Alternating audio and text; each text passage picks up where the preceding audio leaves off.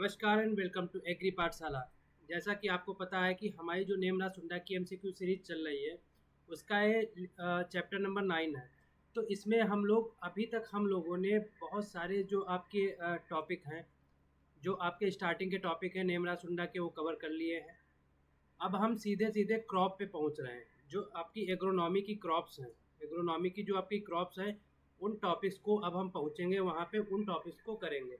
तो इसके लिए हम लोगों ने जो जो टॉपिक किए हैं उनमें से ऐसे ऐसे इंपॉर्टेंट इंपॉर्टेंट क्वेश्चन हुए हैं जो भी आपके क्वेश्चन एग्ज़ाम हुए हैं पिछले ईयर्स में, उनमें आए हुए हैं। यहाँ तक कि जो आपके बीओ वगैरह, जो अभी आपका बिहार का एग्रीकल्चर ऑफिसर का एग्ज़ाम हुआ था, उसमें भी ऐसे बहुत सारे क्वेश्चंस हैं जो हम आपकी इस सीरीज़ में लाए हैं, वो आ चुके हैं।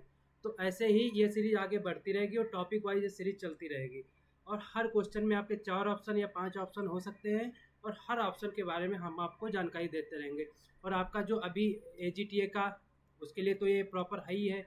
और जो अभी आपका एसटीए का है, सीनियर टेक्निकल असिस्टेंट वाली जो वैकेंसी आई है, जो आपका पीसीएस करा रहा है, उसका लेवल जो वो तो अच्छा आता है क्योंकि पीसीएस कराता है, उसमें जीएस वगैरह भी आती है।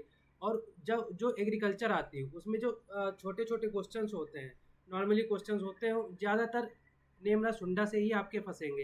लगभग 60 से 70% क्वेश्चन जो है आपके नेमरा सुंडा से ही आपके एग्ज़ाम में देखने को मिल सकते हैं। तो इसी सीरीज़ को आप स्टार्ट मतलब चलाते रहिए और इसको ही पढ़ते रहिए, क्योंकि रीडिंग के साथ साथ अपने आप को जांचना भी ज़रूरी होता है। तो इसको करते रहिए और आप जो आपकी थ्योरी है, बुक है पूरी सुंडा की, उसको भी पढ़ते रहिए। उसके बाद जब पढ़ के आपको एक क्वेश्चन लगाने हो, आप ये सीरीज़ देख सकते हैं। तो चलिए बिना देरी के पहले चलते पहले क्वेश्चन पे। पहला क्वेश्चन क्या कह रहा है? कह रहा है किस फसल का IWN-CP रेशियो सबसे ज़्यादा होता है। IWCP रेशियो क्या होता है? ये irrigation water upon correlation of precipitation and evaporation का रेशियो होता है। तो इसमें बता रहा है किसका IWN-CP रेशियो सबसे ज़्यादा होता है। आपका ये है rice, wheat, gram and sunflower. मतलब आपका धान हो गया, गेहूँ हो गया, चना हो गया, या आपका कुसुम, सनफ्लावर को हिंदी में बोलते हैं कुसुम। इन सब में सबसे ज़्यादा जो IWCP रेशियो होता है वो किसका होता है? इसका सही आंसर हो जाएगा राइस, धान। सबसे ज़्यादा IWCP रेशियो किसका होता है? राइस का। कितना होता है? ये होता है 1.2। कितना होता है? 1.2। यहीं पे गेहूं का अगर डिस्कस करेंगे, गेहूं का होता है 0.9। कितना होता है? 0.9। और गेहूं के साथ साथ मेज़ का भी कितना होता है? 0.9। तो गेहूं और मेज़ का कितना हो जाएगा? 0.9। धान का कितना हो जाएगा? 1.2 या 1.2। अब ग्राम की बात करें, चना की बात करें, तो इसका होगा 0.6। अब ग्राम 0.6 होता है, 0.6 किसका होता है? ये होता है आपका मूंगफली का, जिसे ग्राउंडनट बोलते हैं। मूंगफली हो गया, मूंगफली हो गया। और एक किसका हो गया? एक हो गया आपका अरहर। अरहर इसे क्या बोलते हैं? जिसे बोलते हैं इंग्लिश में पिजन पी, और हिंदी में तुर या अरहर कुछ भी बोल देते हैं। तो 0.6 किसका हो गया? मूंगफली का हो गया, अरहर का हो गया, चना का हो गया। अगर हम गेहूं और मेज़ की बात करें, 0.9 हो गया। अगर हम राइस की बात करें, 1.2 हो गया। अगर हम कुसुम की बात करें, सनफ्लावर की बात करते हैं, तो इसका होता है 0.4। तो सबसे लोएस्ट किसका होता है? कुसुम का होता है। और सबसे हाईएस्ट किसका होता है? वो होता है राइस का। कितना? 1.2। तो ज़्यादातर क्वेश्चन यही आता है, सबसे ज़्यादा किसका होता है, सबसे कम किसका होता है। ये बीच वाले क्वेश्चन कम पूछे जाते हैं, लेकिन पर्टिकुलर पूछ लिए जाते हैं कभी कभी। लेकिन जो ज़्यादा क्वेश्चन आने का चांस रहता है वो कम और ज़्यादा का होता है, क्योंकि बहुत सारी क्रॉप्स हैं, उनके बहुत सारे IWCP रेशियो हो सकते हैं। तो सबसे ज़्यादा धान का 1.2, सबसे कम किसका होता है? कुसुम सनफ्लावर 0.4। अगर गेहूं की बात करें तो 0. गेहूं मेज की बात करें जो 0.9। अगर हम पिजन पी, जो अरहर है आपकी, मूंगफली है, और जो आपका चना, उसकी बात करें तो 0.6 हो जाएगा। तो इसका सही आंसर क्या हो जाएगा? राइस। नेक्स्ट क्या है? नेक्स्ट है ग्राउंड नट की सिंचाई की क्रिटिकल स्टेज क्या होती है। जो आपकी मूंगफली में सिंचाई की जाती है, अगर हमारे पास पानी की उपलब्धता कम है तो हम उसी स्टेज पे पानी की उपलब्धता या सिंचाई करेंगे जिस स्टेज पे हमें सबसे ज़्यादा ज़रूरत होगी, जहाँ से हमारी फसल बिल्कुल बेकार हो जाएगी। उस स्टेज को हम क्रिटिकल स्टेज कहते हैं। तो वो जो आपकी ग्राउंड नट की क्रिटिकल स्टेज है वो कौन सी है? पेगिंग हो गई, CRI होगी, टेस्लिंग हुई, या पॉट फॉर्मेशन हो गया। अगर हम इसके सही आंसर की बात करें तो इसका सही आंसर होगा पेगिंग। पेगिंग पेगिंग मतलब क्या होता है, जब दाना उसके अंदर भरने लगता है, जब दाना उसके अंदर जो आपकी मूंगफली का पॉड होता है, वो जो पूरी फली होती है उसके अंदर जब दाना पड़ने लगता है, उस स्टेज को कहते हैं पेगिंग। और उस दाने को बनने की क्रिया पेग कहलाती है, और उस जब वो पड़ जाता है तो उसे क्या कहते हैं, उसे कहते हैं पेगिंग। तो इसका सही आंसर तो ये हो जाएगा पेगिंग। अगर हम सीआरआई स्टेज के, तो आपको सबको पता है सीआरआई स्टेज किस में होती है, व्हीट में होती है। कितने दिन बाद होती है, ये होती है 21 से 25 दिन तक। 21 से 25 दिन के बाद इसमें सिंचाई, पहली सिंचाई की जाती है। इसका फुल फॉर्म क्या होता है, क्राउन रूट इनिशिएशन। इनिशिएशन मतलब जब इसकी रूट का इनिशिएशन होने लगता है, जब इसकी रूट बढ़ने लगती है, तब हम पहली सिंचाई इसी पे करते हैं 21 से 25 दिन पर। और ये जो आपकी क्रिटिकल स्टेज है, ये क्रिटिकल स्टेज किसकी है, वेट की है। अगर टेस्लिंग की बात करें तो ये मेज की है, मेज की है। जब टेसल निकलने, टेसल मतलब male, male flower, male part, जब मेल फ्लावर जब निकलने लगता है तो उसे टेसल कहते हैं। अगर यहीं फीमेल की बात करें तो फीमेल को हम लोग क्या कहते हैं, सिल्किंग कहते हैं, सिल्किंग कहते हैं। मेल पार्ट, मेल जो हो जाएगा टेसलिंग, टेसल हो जाएगा, फीमेल हो जाएगा सिल्क हो जाएगा। अब इनके निकलने की क्रिया टेसलिंग हो जाती है और फीमेल के निकलने की या सिल्किंग हो जाती है। तो क्रिटिकल स्टेज जो मेज की है वो क्या, कौन सी है, टेसलिंग हो जाएगी। अगर पॉड फॉर्मेशन की बात करें तो जितनी भी आपकी लेग्यूमिनेसी क्रॉप, जितनी भी दालों की क्रॉप्स हैं, सब में लगभग पॉड फॉर्मेशन के साथ साथ जो फ्लावर डेवलपमेंट है उसके उसके टाइम पे जो है क्रिटिकल स्टेज में सिंचाई की जाती है। तो पॉड फॉर्मेशन की बात करते हैं तो इसमें हम पीजन पी का नाम लेते हैं। इसका पीजन पी मतलब अरहर। अरहर में जब क्रांतिक अवस्था कौन सी होती है, पॉड फॉर्मेशन, मतलब जब फली बनती है तब उसके टाइम पे हमारी क्रांतिक अवस्था किस में होती है, पीजन पी में होती है। तो इसका सही आंसर क्या हो जाएगा, पेगिंग। नेक्स्ट, नेक्स्ट है धान को जल मांग कितनी होती है। धान की जो जल मांग है, मतलब धान को कितना पानी ज़रूरत होती है, तो उसकी जल मांग कितनी होती है।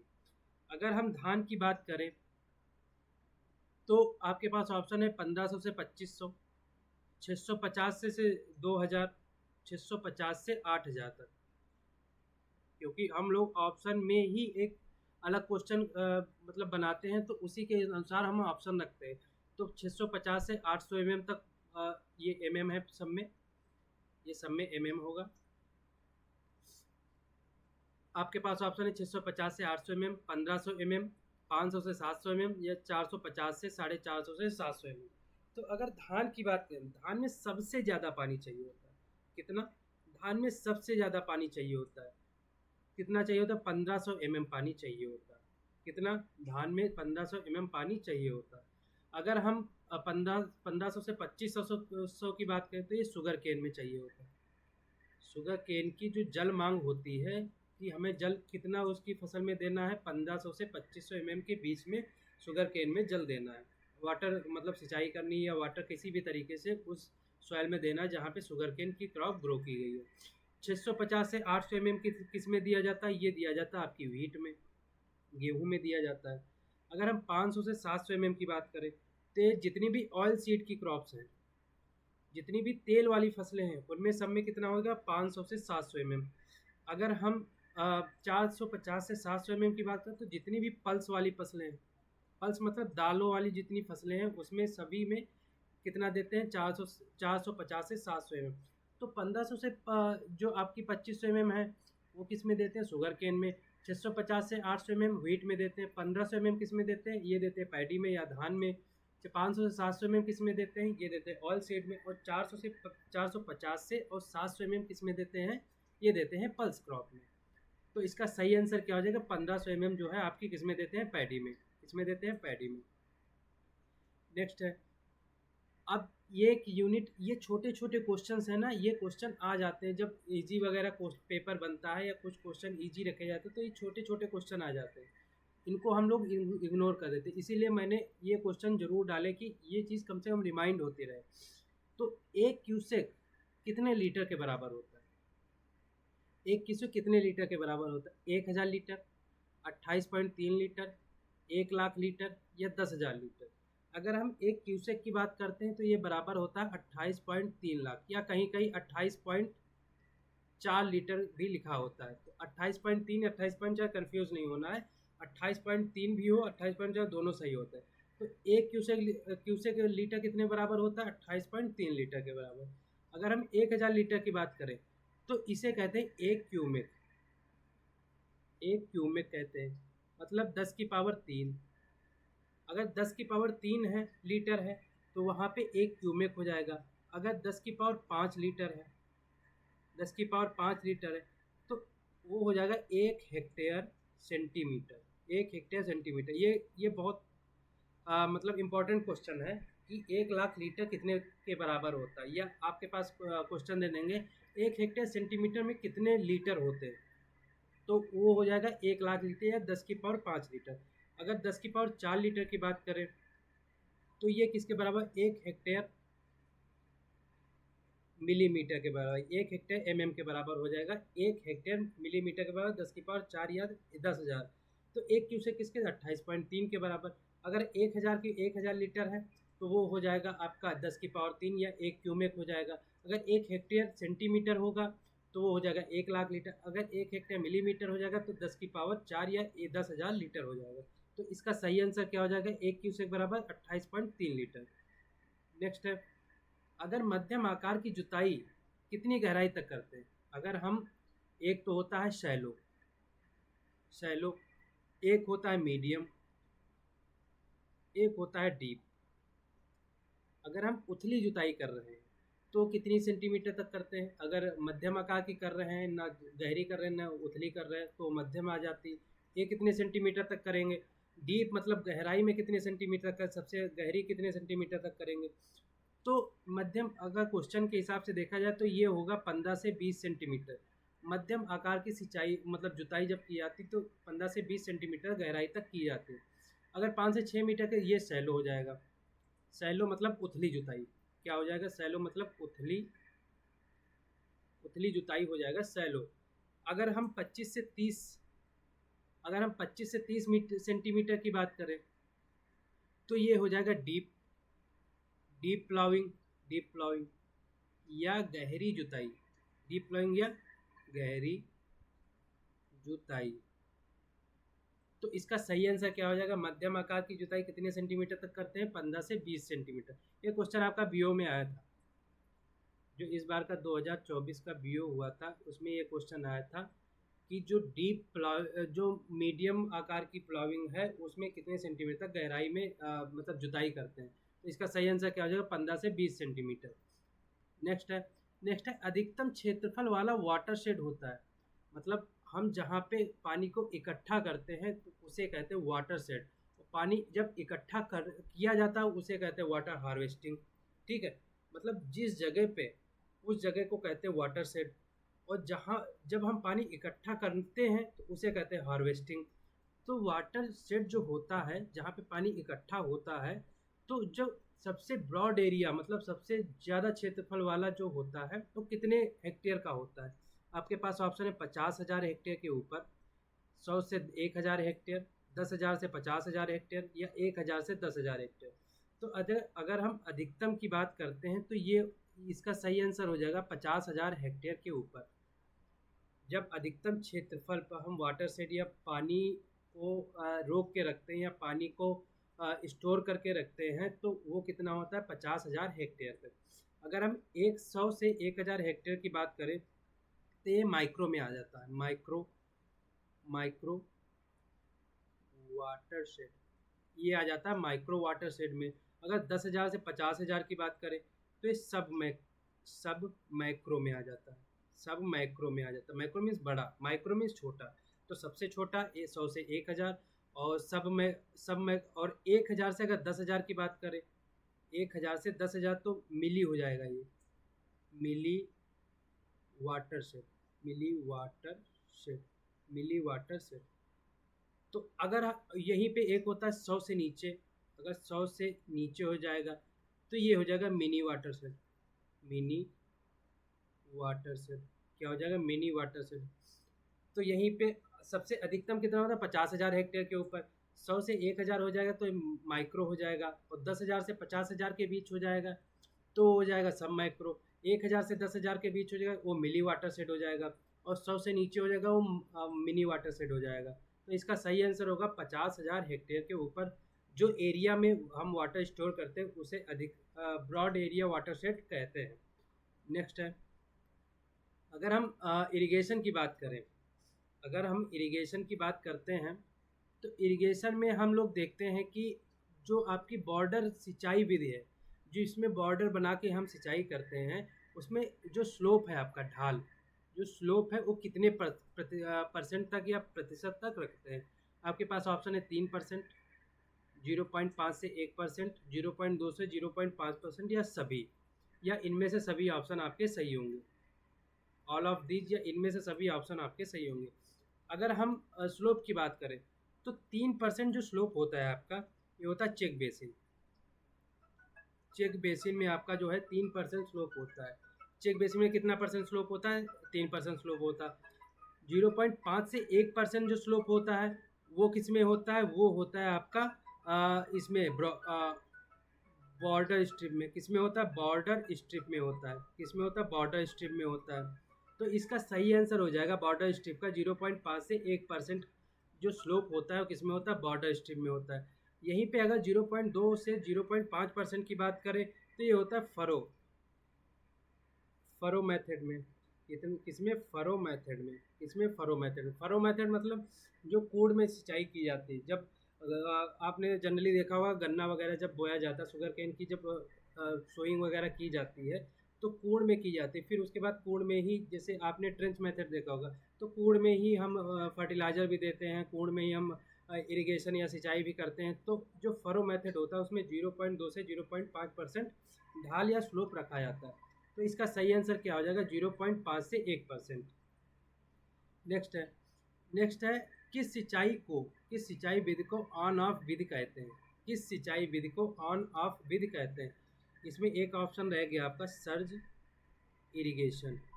सर्ज इरिगेशन, हाँ। तो किस सिंचाई विधि को ऑन ऑफ सिंचाई विधि कहते हैं? आपके पास ऑप्शन है furrow method, flood irrigation, ring basin, corrugation या सर्ज इरिगेशन। तो इसका सही आंसर हो जाएगा आपका सर्ज इरिगेशन। क्या हो जाएगा इसका सही आंसर? इसका सही आंसर हो जाएगा सर्ज इरिगेशन। Surge irrigation. अब फरो इरिगेशन मैंने आपको बता दिया क्या होता है फरो इरिगेशन। फरो इरिगेशन करते किस में? तो ये ज़्यादातर करते हैं रूट एंड ट्यूबर क्रॉप्स में। रूट और ट्यूबर क्रॉप्स में जो हम फरो जो सिंचाई विधि है वो करते हैं। अगर फ्लड की बात करें, फ्लड मतलब पानी को ऐसे छोड़ दिया जाता है, कोई भी इसमें मेड़ वगैरह जो आपके बैंड वगैरह वो कुछ नहीं बनाई जाती, केवल एक तरफ से पानी छोड़ दिया जाता पूरे जब तक जो आपकी फील्ड है, खेत है, उसमें भर नहीं जाता तब तक वो पानी को चलाते रहते। तो ये किस में किया जाता है? ये किया जाता है पैडी में। आपके धान की फसल है उसमें आपने देखा होगा कि उसमें कोई भी मतलब ऐसे कोई बैंड वगैरह नहीं बनाते हैं जिससे कि वो एक तरफ से पूरा पानी एक खेत में भर जाता है। तो ये किस में होता है? पैडी में। अगर रिंग बेसिंग की बात करें तो ये फ्रूट क्रॉप में होता है। रिंग बेसिंग क्या होता है? रिंग बेसिन एक गोल सा गड्ढा बना लेते हैं। जब गोल सा गड्ढा बना लेंगे तो जब उसमें प्लांट उगेगा तो उसी में हम पूरे जो एरिया है उसमें सिंचाई ना करके केवल उसी गड्ढे में या उसी जो हमने सर्कल बनाया है चारों तरफ उसमें ही हम पानी देते हैं। तो उसे कहते हैं रिंग बेसिन। एक इसमें किया जाता है ज़्यादा फ्रूट क्रॉप में किया जाता है, क्योंकि हमें फ्रूट क्रॉप की केवल जड़ों में पानी देना होता है। तो हम किस में करते हैं? फ्रूट क्रॉप में। और कौन सी विधि होती है? रिंग बेसिन होती है। अगर हम करुगेशन की बात करें तो करुगेशन किस में होता है? जैसे आपके व्हीट में होता है, व्हीट के साथ आपके ग्राउंडनट में होता है, ग्राउंडनट में भी होता है। तो करुगेशन व्हीट और ग्राउंडनट। तो इसका ऑन ऑफ विधि कौन सी है? सर्ज इरिगेशन है। ऑन ऑफ विधि को क्या कहते हैं? ऑन ऑफ विधि को कहते हैं सर्ज इरिगेशन। नेक्स्ट है, अगर अगले क्वेश्चन की बात करें तो अगला क्वेश्चन कह रहा ऊबड़ खाबड़ मृदा में किस विधि द्वारा सिंचाई की जाती है? जहाँ पे मिट्टी ऊबड़ खाबड़ समतल नहीं है या वहाँ पे हम समतल कर नहीं सकते, जैसे हमारा कौन सा एरिया हो गया? पहाड़ी क्षेत्र हो गया, वहाँ पे ऊबड़ खाबड़ मिट्टी पाई जाती है ज़्यादातर। या हमारे पठारी क्षेत्र हो गए, वहाँ पे भी ऊबड़ खाबड़ मिट्टी पाई जाती है। तो वहाँ पे कौन सी भी सिंचाई के लिए सबसे पर्याप्त रहती है, सबसे अच्छी मानी जाती है? वो है स्प्रिंकलर या ड्रिप या टाइफून या इनमें से कोई नहीं। तो अगर हम ड्रिप इसकी आंसर की बात करें तो इसका सही आंसर होगा स्प्रिंकलर। बौछारी सिंचाई जिसे बोलते हैं, क्या बोलते हैं? बौछारी, बौछारी सिंचाई बोलते हैं। क्या बोलते हैं? बौछारी सिंचाई बोलते हैं। क्या बोलते हैं? बौछारी सिंचाई बोलते हैं। अगर हम ड्रिप इरिगेशन की बात करें, जिसे टपक सिंच बूंद बूंद सिंचाई, बूंद बूंद या टपक सिंचाई बोलते हैं, टपक सिंचाई बोलते हैं, टपक सिंचाई बोलते हैं। ये भी ज़्यादातर आपके जो बड़े प्लांट होते हैं, आपके जो बड़े ट्रीज़ होते हैं, उनमें की जाती है। और तीसरा है टाइफून। टाइफून भी एक तरीके से जो आपका ड्रिप या स्प्रिंकलर है, इनका कॉम्बिनेशन होता है, और ये शुगर केन में की जाती है। टाइफून जो ज़्यादातर है शुगर केन में की जाती है। किस में की जाती है? Sugarcane.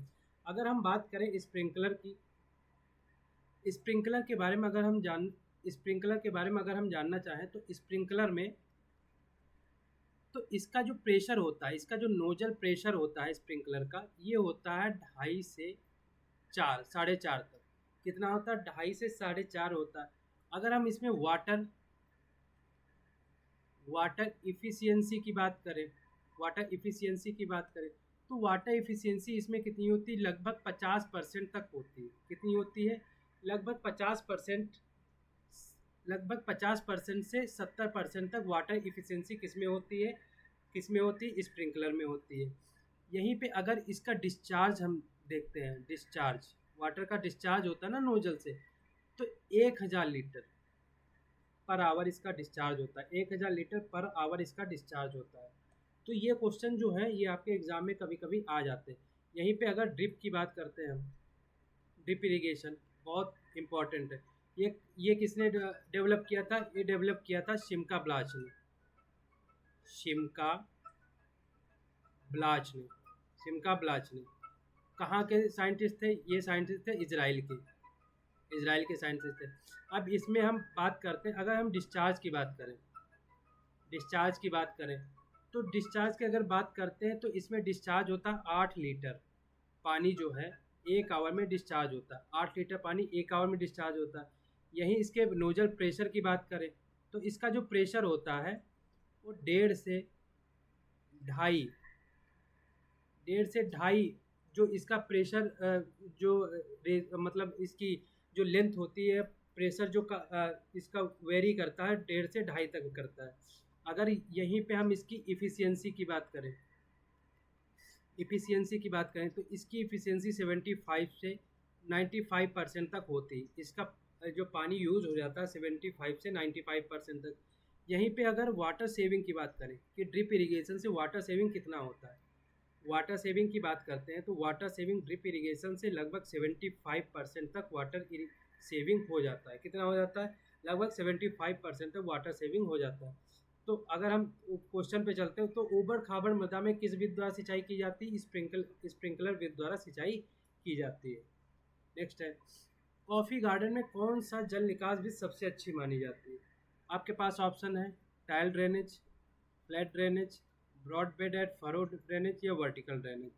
अगर हम टाइल ड्रेनेज और flat drainage, broad bed and furrow drainage या वर्टिकल ड्रेनेज, तो इसमें अगर हम बात करें टाइल ड्रेनेज की, तो ये पाइप वाले होते हैं, पाइप ड्रेनेज होते हैं। ये अंडरग्राउंड ड्रेनेज होते हैं, अंडर ग्राउंड वाले होते हैं। नीचे जो आपकी सॉइल है, सॉइल के अंदर बिछा दिए जाते हैं पाइप के द्वारा। अगर हम फ्लैट ड्रेनेज की बात करें, क्योंकि हम उसमें वही आपको पॉइंट बताएंगे जो आपके क्वेश्चन जो आपके लिए इम्पोर्टेंट है, और जो इस क्वेश्चन में इस टॉपिक में इम्पोर्टेंट दिए गए हैं। तो इसमें अगर स्लोप की बात करें, तो 2% के नीचे स्लोप रहता है फ्लैट ड्रेनेज में। फ्लैट ड्रेनेज हमने कर दिया। अब जब बराबर मिट्टी है तो कहीं जल निकास होगा ही नहीं, तो इसीलिए हमें ढाल बनाई जाती है, क्योंकि ढाल की तरफ पानी बहता रहता है। तो 2% के नीचे हम इसमें ढाल बना देते हैं, फ्लैट बना देते हैं, जिससे कि पानी खेत से जो है बाहर, जो एक्स्ट्रा पानी वो बाहर निकल जाए। नेक्स्ट है broad bed and furrow method. अगर broad bed and furrow method की बात करें, तो ये होता है 0.5% के नीचे स्लोप। इसमें जो है स्लोप रखते हैं 0.5% के नीचे। अगर फरो अगर मेथड बनाते हैं या कूड़ वाला जल निकास बनाते हैं, तो इसमें जो हमारा ढाल रहता है कितना होता है? 0.5 जो परसेंट के नीचे इसमें स्लोप रहता है। और अगर वर्टिकल की बात करें, तो कॉफ़ी गार्डन में हम वर्टिकल ड्रेनेज का यूज़ करते हैं। इसका यूज़ करते हैं, वर्टिकल ड्रेनेज का यूज़ करते हैं किसमें? हम कॉफ़ी गार्डन में। तो इसका सही आंसर क्या हो जाएगा? कॉफ़ी गार्डन हो जाएगा। नेक्स्ट है जल निकास वाले पानी को मापने के लिए कौन सा यंत्र यूज़ करते हैं, कौन सा यंत्र जो है यूज़ किया जाता है। जल निकास जो हम ड्रेनेज करते हैं उसमें जो पानी का डिस्चार्ज या बाहर की तरफ निकलता है, उसमें कौन सा यंत्र यूज़ करते हैं उसको मापने के लिए। आपके पास ऑप्शन है ओरिफाइसेस, वायर, पार्सल फ्लूम या ऑल ऑफ दीज। तो इसका सही आंसर हो जाएगा ऑल ऑफ दीज। क्या आंसर सही हो जाएगा? इसका सही आंसर हो जाएगा ऑल ऑफ दीज। एक और इम्पॉर्टेंट क्वेश्चन होता है इसमें, वायर। वायर में एक होता है वी नोच। वी नोट डिस्चार्ज का जो यंत्र होता है उससे मापते हैं। तो इसका जो वैल्यू होती है इसकी पूछ ली जाती है कभी कि Q is equal to 0.0138 H की पावर 2/5। तो ये इसकी वी नोच की वैल्यू होती है। तो जल निकास में कौन कौन सा यूज़ करते हैं? ओरिफाइसेस भी यूज़ करते हैं, वायर भी यूज़ करते हैं, पार्सल फ्लूम भी यूज़ करते हैं और ऑल ऑफ दीज। तो इसमें सभी यूज़ करते हैं। तो इस और वायर जो वी नोच का फार्मूला होता है क्यू बराबर 0.0138 एच की पावर 2.2/5। तो इसका सही आंसर होगा सभी, ऑल ऑफ दीज। नेक्स्ट है परमानेंट बिल्टिंग पॉइंट कितने बार पर होता है, क्योंकि परमानेंट बिल्टिंग पॉइंट कितने बार तक होता है। तो विल्टिंग पॉइंट होता क्या है? विल्टिंग पॉइंट दरअसल ये होता है जहाँ पे हमारे फसल पानी के कारण अपने आप में ग्रोथ को रोक देती है, उसमें कमी अपनी प्रोडक्शन में कमी लाने लगती है, वो ग्रो नहीं होती है, उसकी पत्तियों में मतलब बहुत सारे क्रियाएं उसकी बेकार निगेटिव जाने लगती है। तो वहाँ पे विल्टिंग पॉइंट पानी की कमी से जब होती है तो उसे विल्टिंग पॉइंट कहते हैं। अब परमानेंट विल्टिंग पॉइंट क्या होता है? जहाँ पे फसल को हम रिवाइव नहीं कर सकते, जहाँ पे फसल को हम दोबारा जीवित नहीं कर सकते, उसे कहते हैं परमानेंट, मतलब स्थिर हो जाती है। स्थिर हो गई तो फिर उसे थोड़ी ना हम हटा सकते हैं, तो हो जाएगी परमानेंट बिल्टिंग पॉइंट। वही आपको पूछा जा रहा है कि परमानेंट बिल्टिंग पॉइंट जो है वायुमंडलीय जो दाब होता है वो कितने बार पर किया जाता है। तो आपके पास ऑप्शन है -15 बार, -0.1 से -0.33 बार, 0 बार या 60 बार। तो हम लोग एक फोटो से इसको समझ लेते हैं। ये जो आपका वाटर है, वाटर ऑफ इन सॉइल, जो सॉइल में वाटर होता है उसके आधार पर हम समझ लेते हैं। अगर ये आपकी वैल्यू दें, एक होता है 0 बार, एक होता है -1/3 बार, एक होता है -15 बार, एक होता है -31 बार, एक होता है -10,000 बार। अगर हमारी मिट्टी बिल्कुल गीली है, वो बिल्कुल उसमें पानी भरा हुआ है, तो उसे कह देते हैं सेचुरेटेड। क्या कह देते हैं? सेचुरेटेड सॉइल कह देते हैं। क्या कह देते हैं? सेचुरेटेड सॉइल कह देते हैं। और उसके बाद, क्योंकि आपने पढ़ा होगा ना कि सेमी एरिड, एरिड और सब ह्यूमिड। अब कल ही मैंने आपको बताया था। तो 0 से जब -33.33 होता है तो वो धीरे धीरे किधर सब ह्यूमिड की तरफ बढ़ने लगता है। फिर उसके बाद -33 से -66 वो एरिड, सेमी एरिड हो जाता है। फिर -66 के ऊपर एरिड हो जाता है। तो जब माइनस में चीज़ें चलने लगती हैं, आपके बाहर जब माइनस में चलने लगती, यानी कि वो समझ लीजिए कि वहाँ पानी की कमी हो रही। तो यहाँ पे जो पानी होता है आपका जीरो से लेके -1.3 बार तक, ये आपका पानी अनअवेलेबल रहता है। यहाँ पे सेचुरेटेड होती है। तो यहाँ पे जो है आपका जो आपकी एक्टिविटी है, जो भी आपके पानी देने की जो आवश्यकता वो नहीं रहती, इसीलिए यहाँ पे अनअवेलेबल पानी माना जाता है। अब यहीं से बढ़ते हैं आपकी, और ये जो आपका है -1/3 बार से -15 बार, इसके बीच में पानी अवेलेबल रहता है। इसके बीच में पानी जो है अवेलेबल रहता है। और -1/3 बार को फील्ड कैपेसिटी कहते हैं। क्या कहते हैं? फील्ड कैपेसिटी कहते हैं। और जब फील्ड कैपेसिटी और विल्टिंग पॉइंट जो होता है -15 बार, उसके बीच में हमारा पानी अवेलेबल रहता है। तो इसमें जो है हमें पानी देने की आवश्यकता नहीं होती है, क्योंकि इसमें मॉइस्चर होता है। इसमें हमें पानी देने की आवश्यकता नहीं होती। अब जब -15 बार के आगे बढ़ेंगे, जब हमारा जो वैल्यू है -15 बार के आगे बढ़ती है, तो धीरे धीरे हमारी मिट्टी जो है नमी छोड़ती जाती है। जब नमी छोड़ती है सूख जाएगी, और जब सूख जाएगी तो वहाँ पे पानी की जगह हमारी एयर ले लेगी। जब पानी होगा तो वहाँ वायु नहीं होगी, वायु होगा तो पानी। तो जब पानी चलता चला जाएगा तो वहाँ पे हमारी उसकी जगह कौन ले लेगा, वायु या एयर ले लेगी, जिससे कि हमारी जो मिट्टी है वो सूखती चली जाएगी, उसमें मॉइस्चर नहीं हो पाएगा। तो इसमें क्या होता है, यहाँ पे पानी अनअवेलेबल रहता है। क्या होता है, यहाँ पे पानी अनअवेलेबल रहता है, तो इसीलिए इसको विल्टिंग पॉइंट कहते हैं। तो -15 बार को विल्टिंग पॉइंट किस लिए कहते हैं, क्योंकि यहाँ पे जो है हम पौधे को रिवाइव करा सकते हैं, लेकिन इसके आगे अगर बढ़ता है तो वहाँ पे हम अपना प्लांट जो है उसे रिवाइव पानी के द्वारा नहीं करा सकते। तो -15 से -31 बार तक जो है पानी अनअवेलेबल रहता है। फिर उसके आगे जो ओवन ड्राई है, मतलब उसमें कोई मॉइस्चर नहीं है, बिल्कुल सूखी मिट्टी है, तो वो कितने तक जाता है, वो जाता है -10,000 बार तक। कितने तक जाता है, -10,000 बार तक। जो हमारा बिल्कुल ओवन ड्राई सॉइल है वो उसकी रेस मतलब जो वहाँ पे वैल्यू होगी हमारे एटमॉस्फेरिक प्रेशर की, वो कितनी होगी, -10,000 बार होगी। अब यहीं पे तो हमने ये चीज़ समझ ली कि जो हमारा फील्ड कैपेसिटी, विल्टिंग पॉइंट और जो सेचुरेटेड सॉइल है या ओवन ड्राई है, ये कैसे क्या होता है। अगर हम यहीं पे नीचे आपके जैसे लिखा ग्रेविटेशनल वाटर, कैपिलरी वाटर या हाइग्रोस्कोपिक वाटर। अगर हम हाइग्रोस्कोपिक वाटर कहते हैं तो इस जो आपके वाटर पार्टिकल होता है, जो आपका वाटर होता है उसमें जो पार्टिकल, ये जो प्लांट होता है उसके चारों तरफ रहते हैं, लेकिन ये जो आपका प्लांट होता है इसे इन्हें यूज़ नहीं कर पाता। ये होते हैं हाइग्रोस्कोपिक, ये अनयूजुअल होते हैं, अनयूजुअल या इन्हें यूज़ नहीं कर पाता, उसे कहते हैं हाइग्रोस्कोपिक वाटर। अगर कैपिलरी की वाटर की बात करें तो जो रेसे द्वारा, जो हमारी सॉइल में रेसे होते हैं जिससे कि हमारा प्लांट जो है वाटर खींचता है, अपने तक वाटर लाता है, तो किसके द्वारा लाता है, कैपिलरी, या इसे कहते हैं केशिकात्व, केशिका जल कहते हैं। क्या कहते हैं, केशिका जल। तो जो हमारा प्लांट है वो जब पानी लेता है किसके द्वारा लेता है, केशिका के द्वारा लेता है। और कौन सा पानी यूज़ करता है, कैपिलरी वाटर ही या केशिका जल ही यूज़ करता है। तो ये अनयूजुअल, इसे यूज़ नहीं कर पाता। जो कैपिलरी वाटर होता है उसे हमारा प्लांट यूज़ करता है। अब आते हैं ग्रेविटेशनल वाटर पे। ये फ्री वाटर, ग्रेविटेशनल मतलब ये जो गुरुत्वाकर्षण होता है, गुरुत्वाकर्षण बल पड़ा होगा, गुरुत्वाकर्षण कर्षण बल आपने पढ़ा होगा, जो कि हर चीज़ को नीचे की तरफ खींचता है। तो जो पानी गुरुत्वाकर्षण बल के कारण ज़मीन के अंदर जो प्लांट की जड़ों से दूर चला जाता है, जिसको प्लांट दोबारा अपनी तरफ खींच नहीं पाते, उसे क्या कहते हैं, ग्रेविटेशनल वाटर कहते हैं। क्या कहते हैं, ग्रेविटेशनल वाटर।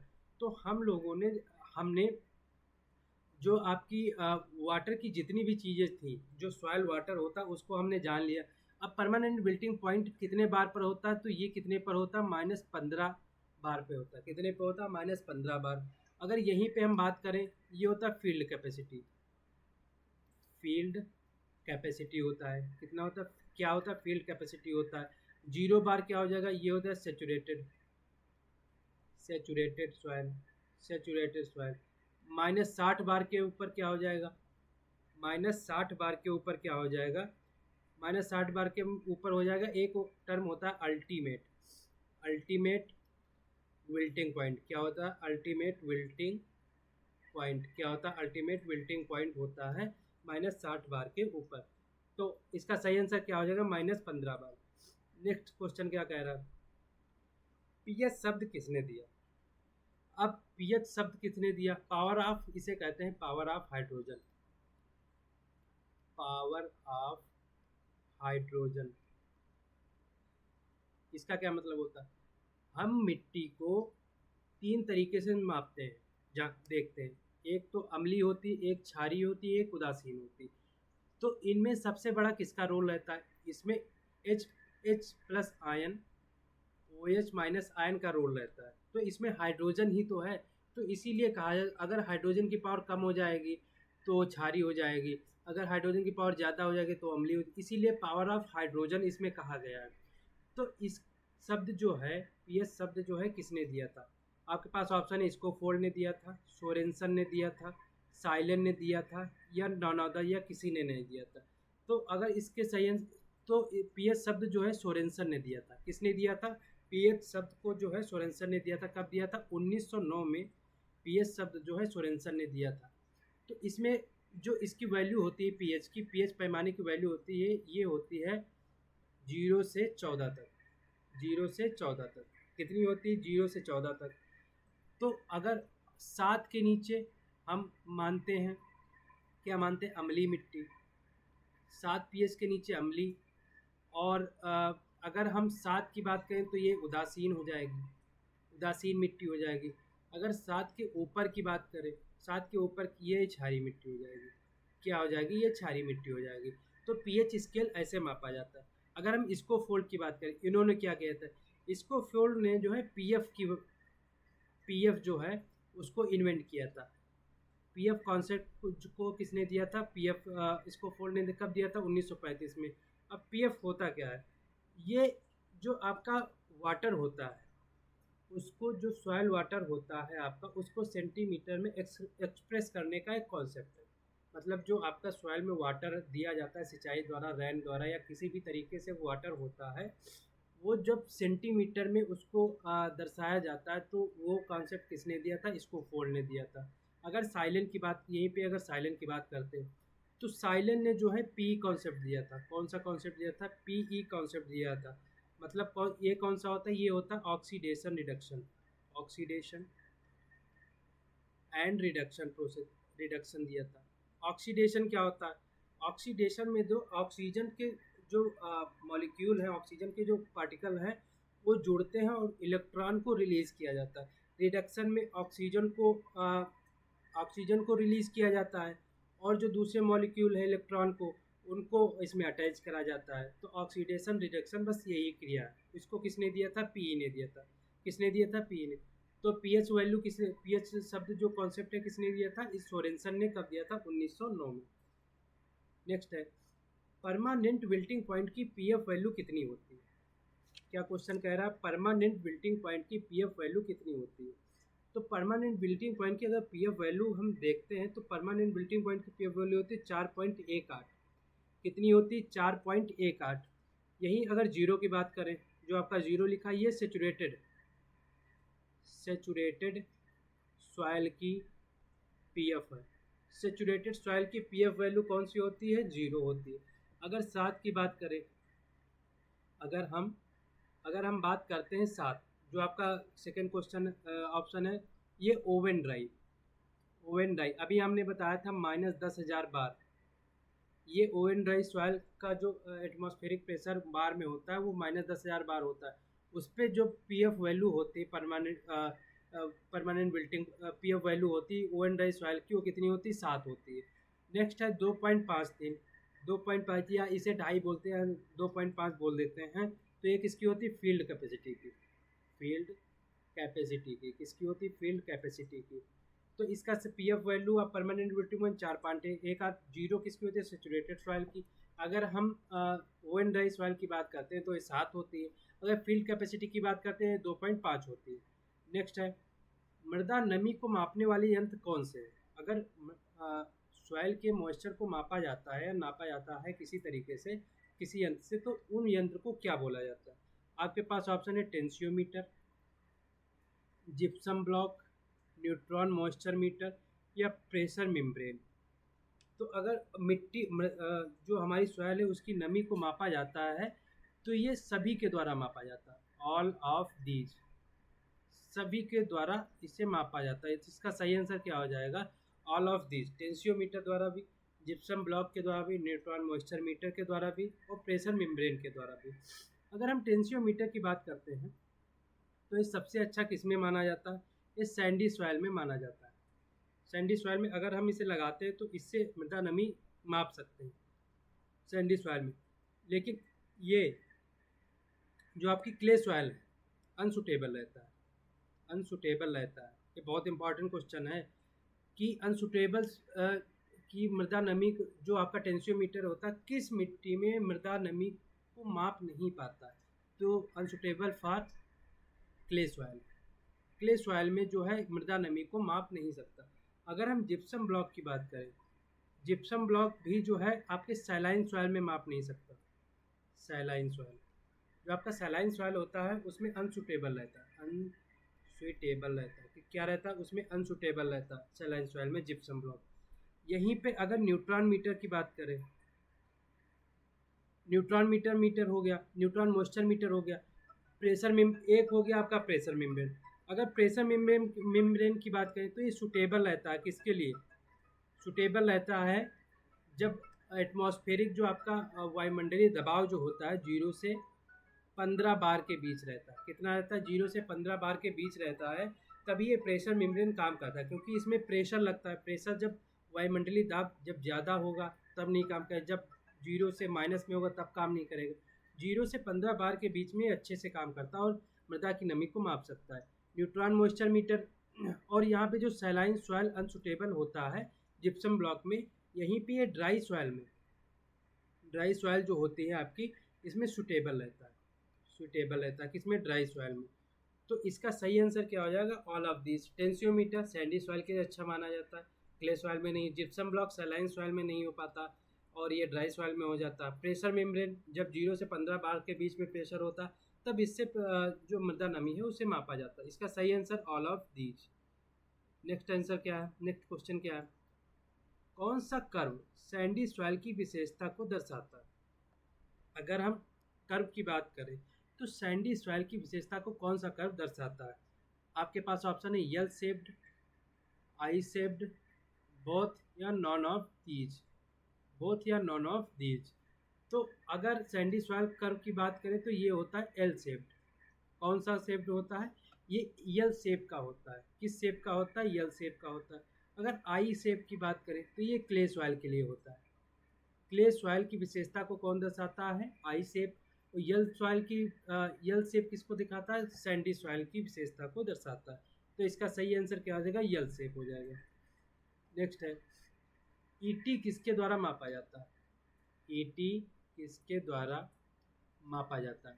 ईटी मतलब इवेपो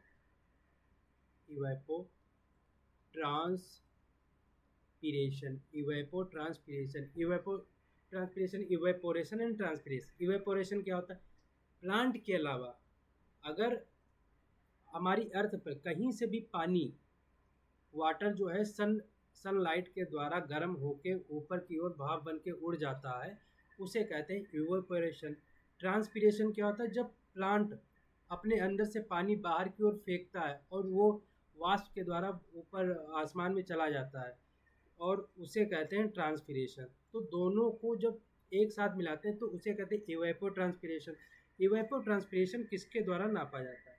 आपके पास ऑप्शन है lysimeter, open pan evaporimeter, sunken screen, portable evaporimeter, या ऑल ऑफ दीज। तो इसका सही आंसर हो जाएगा ऑल ऑफ दीज। इसका सही आंसर क्या हो जाएगा? All of these.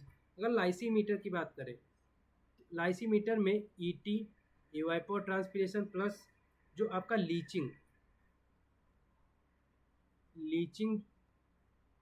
लॉस है, जो आपका इवेपोट्रांसपिरेशन के द्वारा जो आपका पानी का लॉस हुआ है, प्लस आपका लीच करके जो नीचे की तरफ चला गया है पानी, उससे जो लॉस हुआ है, उन दोनों को किस में मापते हैं? लाइसीमीटर द्वारा मापा जाता है। अगर ओपन पैन इवेपोरीमीटर की बात करें तो इसका जो सबसे इम्पोर्टेंट पॉइंट है वो पॉइंट है कि इसे पेंट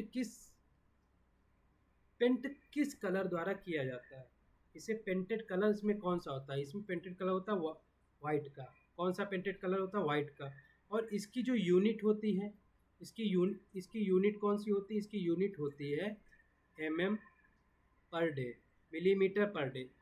तो ओपन पैन इवेपोरीमीटर का सबसे मेन पॉइंट क्या है? ये जो पेंटेड होता है वाइट से होता है, इसकी जो यूनिट होती है mm पर डे होती है। अगर संकेन स्क्रीन की बात करते हैं, यहीं पे अगर संकेन स्क्रीन की बात करते हैं तो संकेन स्क्रीन जो है ये इसको किसने दिया था? इसको दिया था शर्मा एंड दस्ताने ने शॉन एंड दस्ताने ने दिया था। और कब दिया था ये और ये कौन सा फार्मूला दिया था? इन्होंने दिया था पेट अपान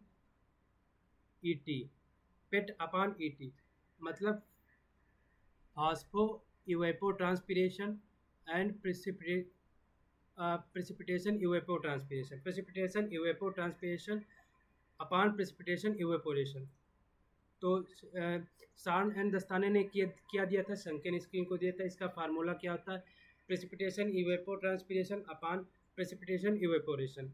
इसको आप हल करके आप जो सनकन स्किन का जो वैल्यू है उसको निकाल सकते हैं। अगर पोर्टेबल इवेपोरीमीटर की बात करें तो ये किसके द्वारा दिया था? ये इजराइल के द्वारा दिया गया था। किसके द्वारा? इजराइल के द्वारा दिया गया था। कब? 1984 में इजराइल के द्वारा दिया गया था। ये किसके लिए होता है? ये होता है शॉर्ट पीरियड के लिए, मतलब छोटे समय के लिए। अगर हम इवेपोर ट्रांसपिरेशन को मापते हैं तो शॉर्ट ड्यूरेशन के लिए होता है, तो उस किसका यूज़ करते हैं? पोर्टेबल इवेपोरेशन का यूज़ करते हैं। किसके लिए यूज़ करते हैं? पोर्टेबल इवेपोरेशन का यूज़ करते हैं। तो इसका सही आंसर क्या आ जाएगा? All of these. क्या हो जाएगा? All of these. नेक्स्ट क्या है? नेक्स्ट है सबसे ज़्यादा वाटर यूज एफिशिएंसी किस फसल की है? आपके पास ऑप्शन है finger millet, wheat, groundnut, rice. आपके पास ऑप्शन क्या है? Finger millet, wheat, groundnut, rice. इसका सही आंसर हो जाएगा आपका फिंगर मिलेट। क्या सही आंसर हो जाएगा? इसका सही आंसर हो जाएगा आपका फिंगर मिलेट। तो फिंगर मिलेट की वाटर यूज एफिशिएंसी कितनी होती है? 13.4। कितनी होती? 13.4। अगर राइस की बात करते हैं तो राइस में 3.7। तो राइस जो होता है लोएस्ट होता है, और जो हाईएस्ट होता है, हाईएस्ट वाटर यूज एफिशिएंसी किसकी होती है? फिंगर मिलेट की। यहीं पे अगर व्हीट की बात करें, व्हीट होता है 12.6। अगर ग्राउंडनट की बात करें, मूंगफली की बात करें, तो ये 9.2। तो सबसे ज़्यादा फिंगर मिलेट, सबसे कम राइस। यहीं पे अगर राइस की और बात करें IWCP रेशियो में सबसे ज़्यादा होती है, सनफ्लावर की सबसे कम होती है। तो इसका सही आंसर क्या हो जाएगा? फिंगर मिलेट हो जाएगा। तो चलते हैं। तो ये आपके क्वेश्चन आज की जो क्लास थी उसके सबसे बेहतरीन क्वेश्चन थे, और हम फिर से मिलते हैं आपकी नई क्लास में कुछ बेहतरीन क्वेश्चन के साथ, जो कि आपके टॉपिक वाइज चल रही है क्लासें, जो आपकी नेमरा सुंडा की MCQ सीरीज़ है। तो इसको करते रहिए, और आपका जो एग्ज़ाम आने वाले हैं, जो STA का, AGTA का, तो उसमें भी आपके बहुत सारे क्वेश्चन आपको मिल सकते हैं नेमरा सुंडा से। तो इसको करते रहिए और अच्छे से पढ़ाई करते रहिए, और मिलते हैं अगली क्लास में। तब तक के लिए धन्यवाद। आपका दिन शुभ हो।